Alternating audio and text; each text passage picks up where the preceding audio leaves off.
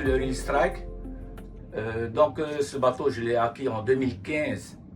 Il a été construit en 2005 par la compagnie Strike Yacht. J'ai flashé sur celui-là, c'est parce que l'ancien propriétaire était un pêcheur professionnel de Broadbill et il avait construit ce bateau spécialement pour des charters. Et donc ça me convenait, c'est exactement ce que je cherchais. Donc je me suis déplacé en Floride, j'ai fait les essais de ce bateau, ça m'a plu dès le premier jour. Et donc j'ai fait l'achat de ce bateau-là. Maintenant, pourquoi je vais... en fin de compte, moi j'avais un 26 pieds aussi à Rouen. C'était un Real Strike aussi, j'en étais très content. On a beaucoup pêché avec mon fils et donc je voulais un bateau beaucoup plus gros, plus confortable. Donc d'où celui-là. Maintenant, bon, je vais aller de l'avant, je vais essayer de trouver encore le même bateau mais en plus gros. Ok. Alors moi je suis le fils du propriétaire de Vidal, donc moi on va dire que j'ai grandi sur ce bateau depuis 2015, donc ça va faire 10 ans quand même, bon, ben non, 11 ans maintenant que je le connais. J'ai eu mon plus gros marlin bleu sur ce bateau, le premier jour de pêche en plus on sortit avec ce bateau là, après 2 semaines de travail depuis qu'il était rentré de Floride. Donc on a deux moteurs de 425 chevaux Caterpillar, modèle 3126 C6. Les deux moteurs sont en 5290 heures. Au début, on faisait appel à un mécano, mais maintenant, on fait nous-mêmes les entretiens tous les 300 heures. Et on a un carnet à l'intérieur de la cabine qui suit en détail chaque opération et chaque changement de mécanique.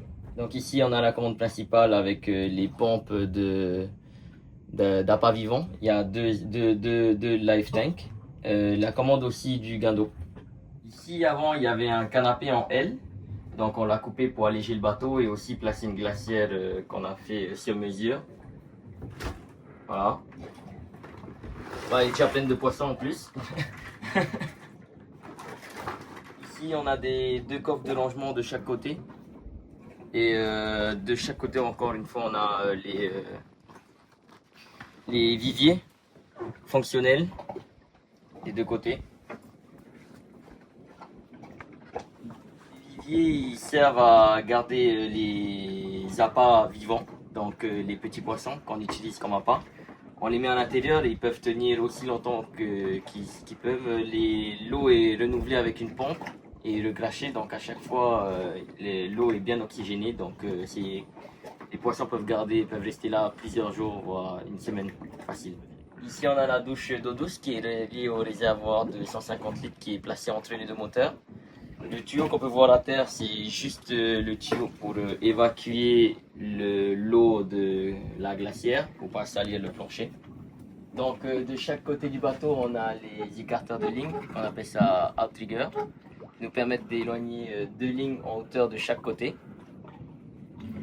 À l'arrière, on a 3 post-cans de chaque côté et 2 post-cans sur la chaise de combat. Donc pour faciliter les écartements des lignes. La chaise de combat, c'est une Ribovich 130. Donc ici, on a la trappe d'accès pour entretenir le vérin pour la direction. On a accès aussi aux 2 safrans, dont un qui est tout récent, qui est neuf. Ici, on a la trappe d'accès pour les safrans qui sont neufs. Le vérin pour la direction hydraulique. Et on a aussi accès aux arbres, car les moteurs sont en arbre d'hélice. On a encore des rangements ici pour les gaffes. Et on a surtout une porte pour les gros poissons ou encore accéder à la plage arrière et à l'échelle.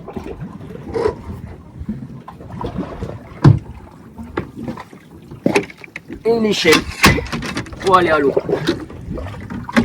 Pour la piste de quai, on a un transfo à bord, c'est parce que le bateau est américain, donc tout ce qui est à l'intérieur est en 110, mis à part le frigo, car on n'en trouvait plus de cette dimension 110 sur le territoire, donc il est en 220. Et Si le bateau n'est pas hacké, donc il tourne sur un générateur qui lui produit du 110 et qui alimente tous les appareils à l'intérieur de la cabine. Donc le bateau est classé en 3e catégorie, comme il y a marqué sur l'étiquette, et il peut aller à 60 000 nautiques. Et il est équipé en sécurité pour aller à ces distances-là. Donc on a le radeau de sauvetage pour 6 personnes. On a tous les gilets de sauvetage. Il doit y en avoir au moins 12. C'est plus que ce qui est demandé. À l'intérieur, on a la balise de sécurité, la balise de détresse et les feux de détresse aussi qui sont tous aux normes. Donc maintenant, on va passer à la partie haute du bateau, c'est le fan bridge. Ici, c'est l'accès principal, mais on peut monter des deux côtés.